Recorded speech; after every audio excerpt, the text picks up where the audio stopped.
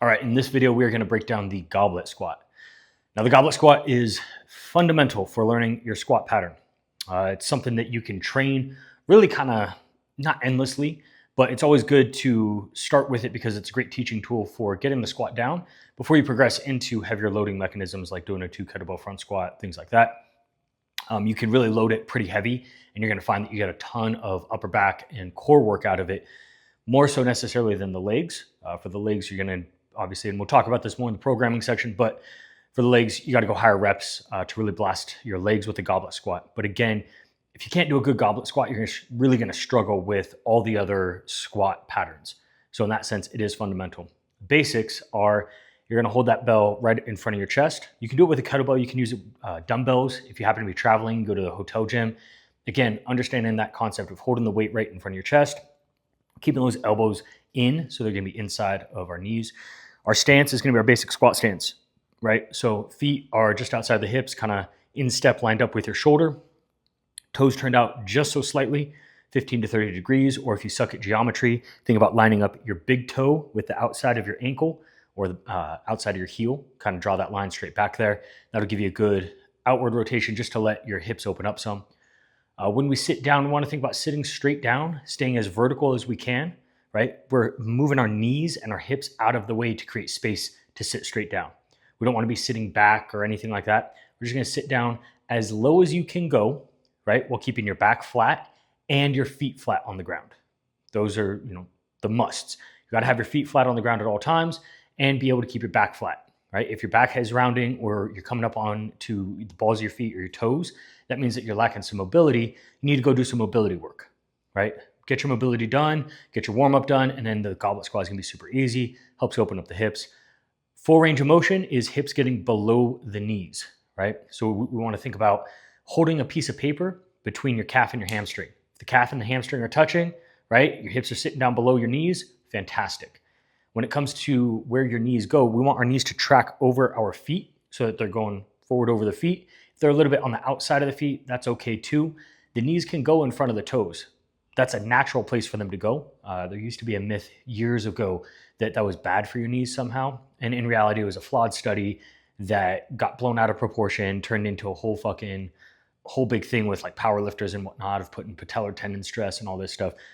Point being, it's a normal movement to let your knees track over your toes and in front of your toes. And it's actually healthier for your ankles and your knees that way. It's also healthier for your back, a whole bunch of things. So goblet squat is going to be holding that bell in front of your chest, right? Sitting straight down, knees track over the feet.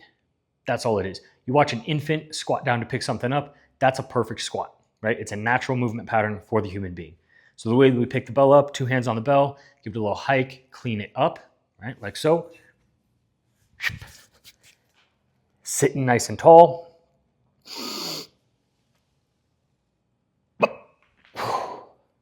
So holding our tension in the core, staying braced, sitting down nice and controlled till we hit that bottom position, and pause. And then we give ourselves a little reminder. And what that does is,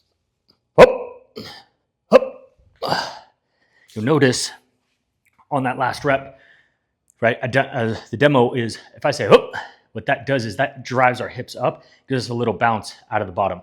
From that pause position, gives us some momentum to stand up with, right? So you got the double up call on that. What this will look like from the side is like so. Keeping our back flat, little hike, clean, find a good comfortable stance.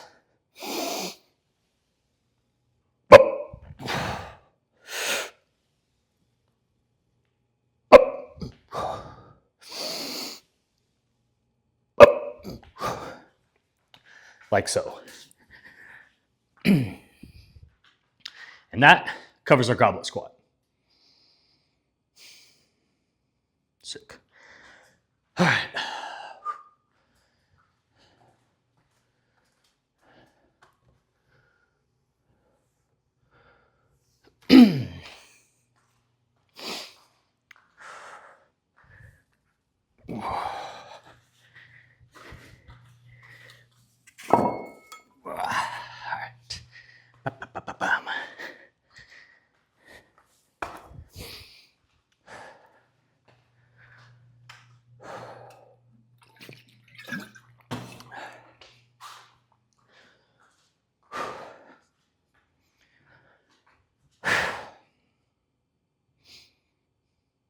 In this video, we're gonna go over the 2 kettlebell front squat.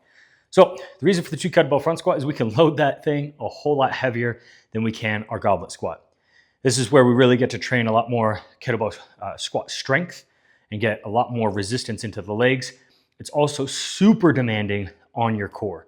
If you can clean and squat 2 heavy ass bells, you gotta be strong, right? Total body strength, great for conditioning as part of complexes, and just overall good for your whole body, range of motion, all those things. Everything that's great about a goblet squat gets amplified with the 2 kettlebell squat. Now, a key part of this is you gotta be able to clean the bells up, which means you also need to know your swing and your clean. So before moving into this, make sure that you go over those videos, get some practice reps so that you have an understanding, in the very least, an understanding of how those movements work and how to perform them properly so that you don't hurt yourself, right? Now, with the 2 kettlebell squat, the rules for it are that we're holding in the rack position here. Now, in that rack position, if you're a dude, you can bring your hands together, right? If you're a female, keep those hands outside, right? You want the hands outside the breasts is kind of the rule of thumb for females using kettlebells for the 2 kettlebell front squat. For dudes, I encourage you to go in that rack position out there. Honestly, like in here, hands together, a little bit easier, but spend some time owning that rack position, refining that rack position. The more time under tension you have there, the more natural it is, so that when you want to go and press, you have to press from out here anyways. So might as well get strong holding heavy weight out here because you want to press heavy weight in the future anyways, right? Just to me, it doesn't really make sense to like bring the hands in unless you absolutely have to, because it's the only way you could finish that set. But as rule of thumb, we're training hands out here. So hands are going to be vertical forearms with really heavy weights.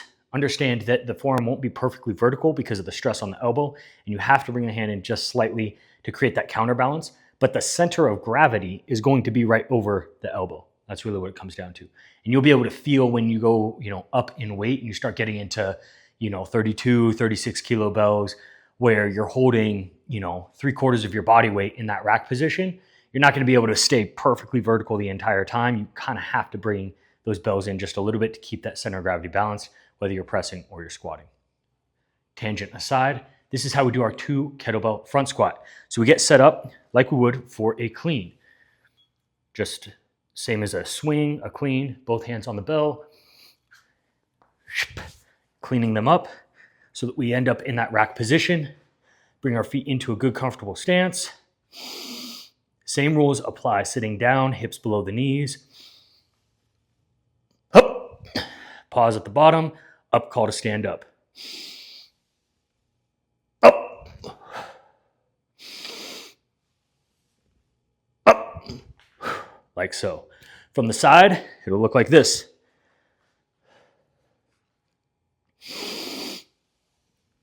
Up, up, up. Then to bring the bows down, just like you would dismounting after a press or a clean, whatever it might be, set the bows down under control, flat back. Same rules apply, and that is our 2 kettlebell front squat.